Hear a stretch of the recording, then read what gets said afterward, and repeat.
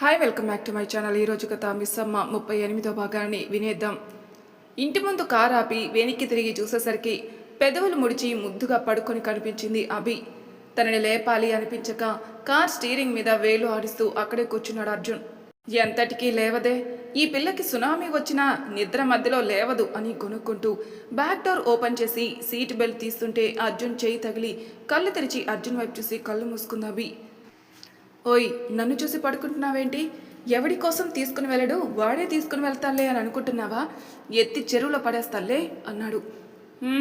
ఏంటి అర్జున్ గారు, బయట ఇలానే తిడతారు, కలలోనే ఇలానే తిడుతున్నారు, రోజులాగా కలలో క్యూట్గా మాట్లాడేసి బజ్జో అంది అభి. ఏంటది క్యూట్గా మాట్లాడాలా? మనలో ఈ సెకలు కూడా ఉన్నాయా బంగారం? వెటకారంగా అడిగాడు. ఉష్, బజ్జోండి అని వేరే వైపు ఒత్తిగిల్లింది. రాక్షసి, నేను జిమ్కి వెళ్ళేది నిన్ను ఎలా మొయ్యాలో నేర్చుకోవడం కోసమే ఎలా ఉంది అని గొనుక్కొని తిట్టుకుంటూ ఎత్తుకున్నాడు అర్జున్. మీ బోన్స్ తగులుతున్నాయి, జాగ్రత్తగా ఎత్తుకోండి అని చెప్పింది అభి.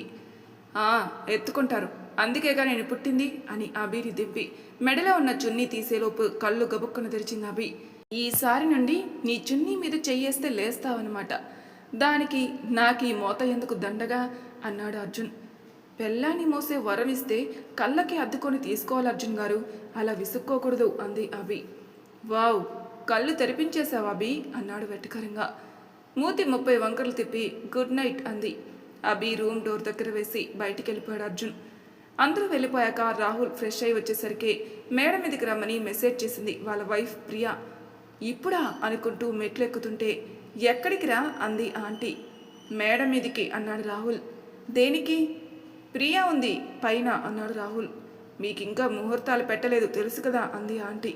అబ్బా అమ్మ, నేనేం చేసినా అదేనా అన్నాడు రాహుల్ ఉక్రోషంగా. సరేపో, అర్జున్ కంట పడకు, వారం రోజులు ఆడేసుకుంటాడు అని నవ్వింది ఆంటీ. నువ్వు చెప్పకు ముందు అని కొనిగాడు రాహుల్. వినిపిస్తోంది అన్నాడు. వినిపించాలి అనే అన్నది అని కొనుక్కుంటూ వెళ్ళిపోయాడు మీదకి. ఈ పిల్లలు ఇంతే అని నిట్టూర్చి లైట్లు ఆపేసి పడుకోవడానికి వెళ్ళిపోయారు ఆవిడ. మేడ మీదకి వెళ్ళేసరికి చైర్లో కూర్చునింది ప్రియా.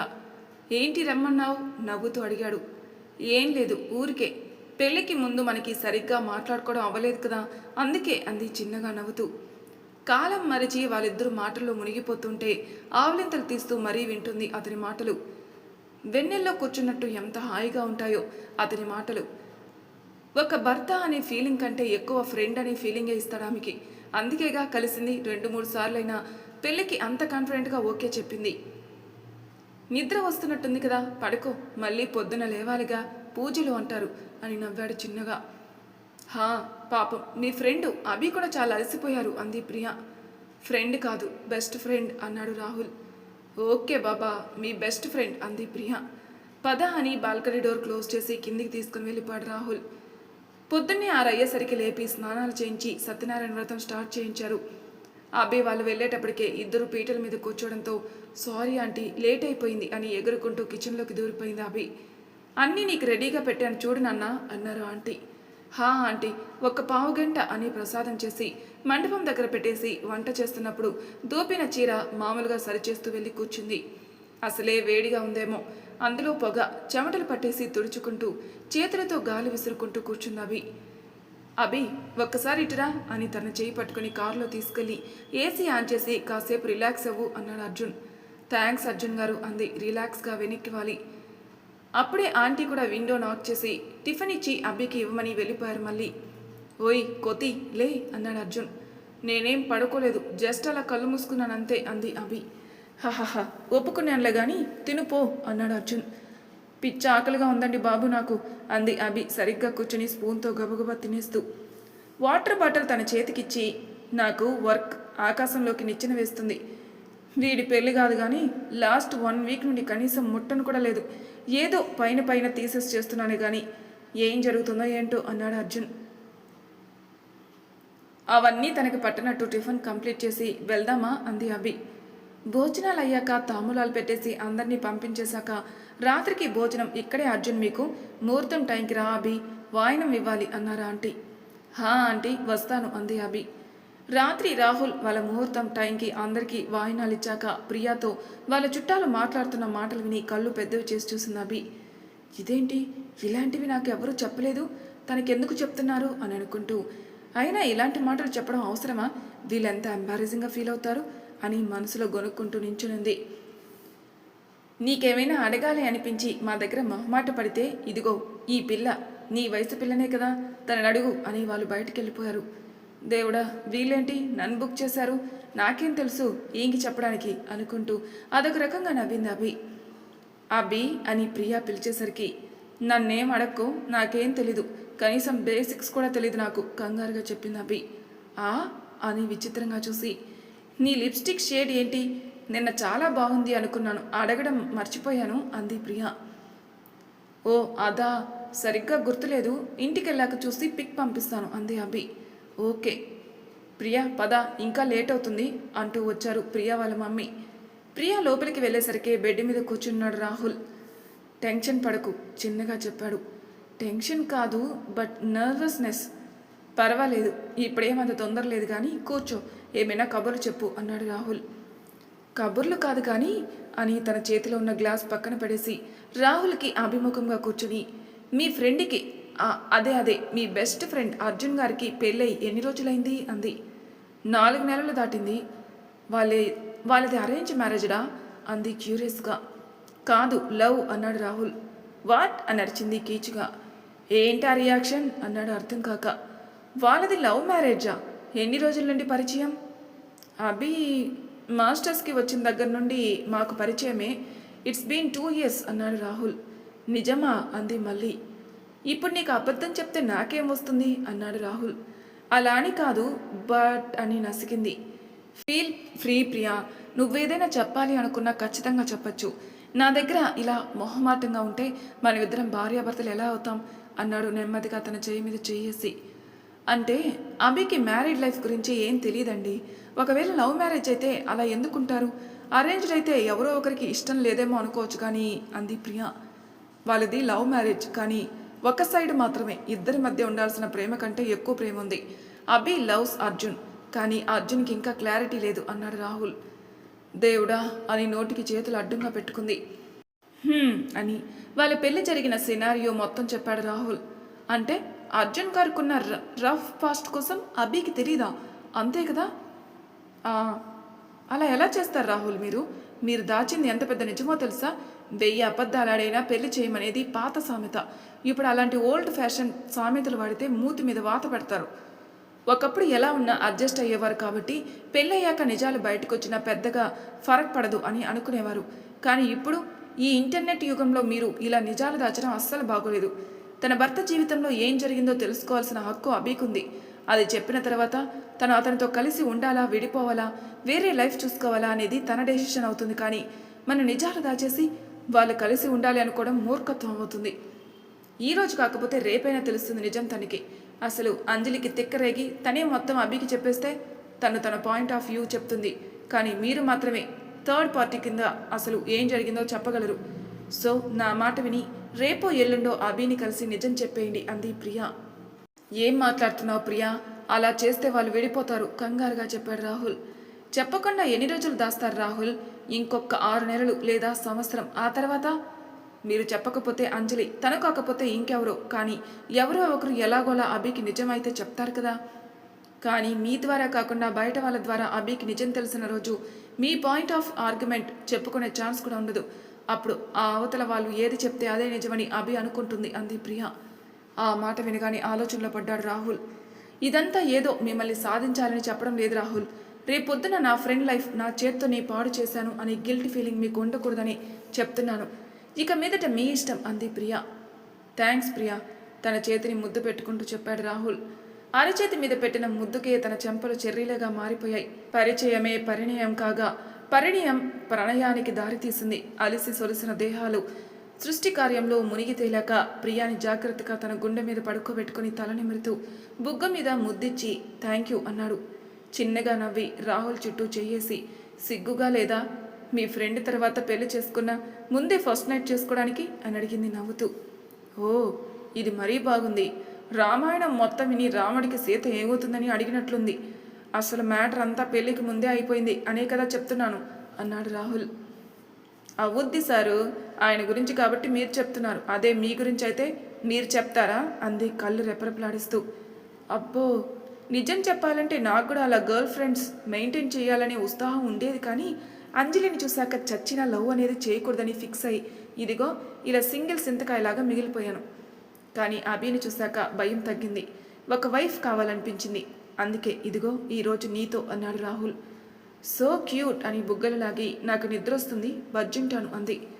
పొద్దున్నే లేచేసరికి తను బెడ్ మీద ఉండడంతో ఒక్క నిమిషం కళ్ళు మూసుకుని తన కారులోని పడుకోవడం గుర్తు చేసుకుని అయ్యో అర్జున్ గారు మోసుకుని వచ్చినట్టున్నారుగా అనుకుంటూ అయినా ఈ మొద్దు నిద్ర ఏంటి అభి నీకు, పాపం ఎలా మోసారో ఏంటో అనుకుంది అభి. తను బయటికి వెళ్ళేటప్పటికే రెడీ అయి బ్రేక్ఫాస్ట్ చేస్తూ కనిపించాడు అర్జున్. జడ ముడి వేసుకుంటూ ఏంటి బ్రేక్ఫాస్ట్ అని అర్జున్ పక్కకెళ్ళి ప్లేట్లో ఉన్న శాండ్విచ్ తీసుకుని ఒక ముక్క కొరికి చప్పగా ఉంది అని మళ్ళీ అర్జున్ ప్లేట్లో పెట్టేసి కాఫీ తాగుతారా అని అడిగింది కిచెన్లోకి వెళ్తూ. నో అని లేచి బ్యాగ్ వేసుకుని బయటికి వెళ్తూ బాయ్ అభి అన్నాడు అర్జున్. బాయ్ అంటూ చెయ్యి ఊపి చిన్నగా చెప్పింది. అర్జున్ వెళ్ళాక బ్రేక్ఫాస్ట్ చేసి ఆఫీస్కి బయలుదేరింది అభి. తన కారులో సాంగ్స్ సెట్ చేసుకుంటున్నప్పుడే రాహుల్ నుండి కాల్ రావడంతో లిఫ్ట్ చేసి సీట్ బెల్ట్ పెట్టుకుంటూ చెప్పండి బ్రో అంది అభి. హా అభి ఎక్కడ్రా అన్నాడు. నేను ఆఫీస్కి స్టార్ట్ అవుతున్నాను బ్రో అంది అభి. ఓ అవునా అని కాసేపు పాస్ ఇచ్చాడు రాహుల్. ఏమైనా చెప్పాలా బ్రో చిన్నగా అడిగింది. ఈవినింగ్ అర్జున్కి సెమినార్ ఉంది కదా. హా లేట్ అవుతుందని కూడా చెప్పారు అంది అభి. నీతో కొంచెం మాట్లాడాలి, మన సెకండ్ లైన్లో ఉన్న కేఫ్కి వస్తావా అన్నాడు రాహుల్. హా బ్రో వస్తాను, ఆఫీస్ అయ్యాక డైరెక్ట్గా అక్కడే కలుద్దాం అయితే అంది అభి. ఓకేరా బాయ్ అన్నాడు రాహుల్. బాయ్ అని కాల్ కట్ చేసి బ్రో ఏంటి నాతో మాట్లాడాలి అంటున్నారు.